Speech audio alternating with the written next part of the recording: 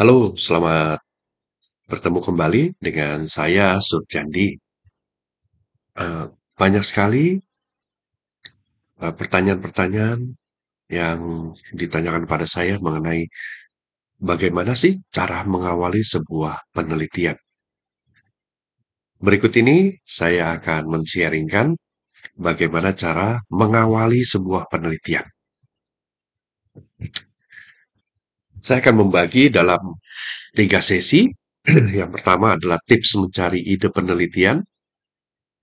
Lalu saya akan mencoba mengawali untuk gimana mengawali penelitian tersebut setelah kita mempunyai ide, ya.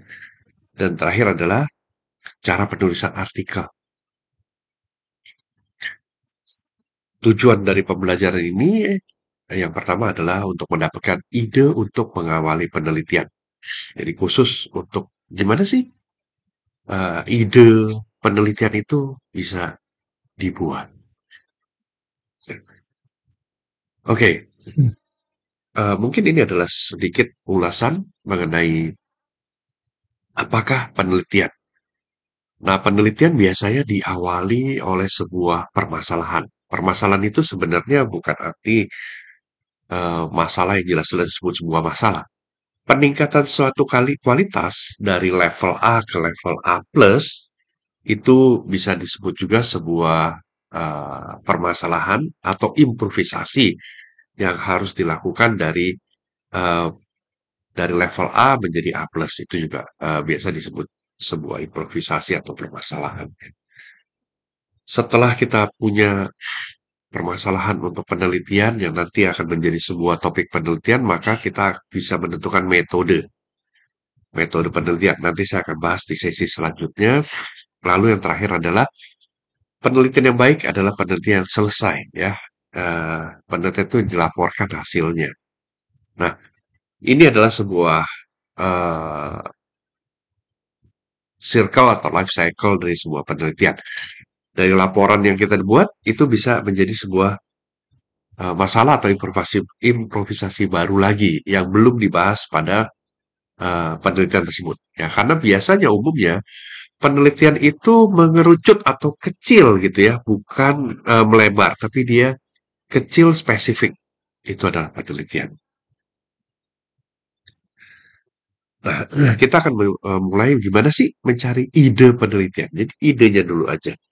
Dari mana ide ini bisa didapatkan? Ya, oke. Ini adalah sebuah eh, ide yang kita bisa dapatkan dari berita. Sebaiknya penelitian itu bisa diambil dari 3 tahun terakhir atau paling lama 5 tahun terakhir.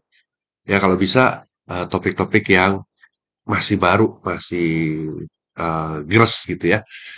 Nah, karena ini tahun 2023, saya coba cari idenya kita bisa Pak cari dari Google Search aja gitu ya. Bahwa ada pro dan kontra mengenai AI, Artificial Intelligence dalam pendidikan. Nah, di sini udah jelas nih disebutin bahwa ada pro, ada kontra. Nah, kontra ini adalah sesuatu yang menarik untuk dibahas. Pro-nya pun menarik untuk dibahas. Apa sih keunggulan dari AI untuk pendidikan? Tapi apa juga problemnya, permasalahannya?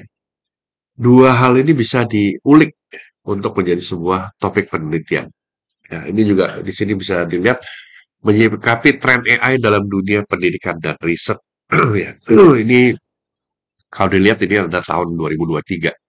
Berarti topik ini adalah cukup menarik untuk dilakukan penelitian. Ini bisa menjadi sebuah ide.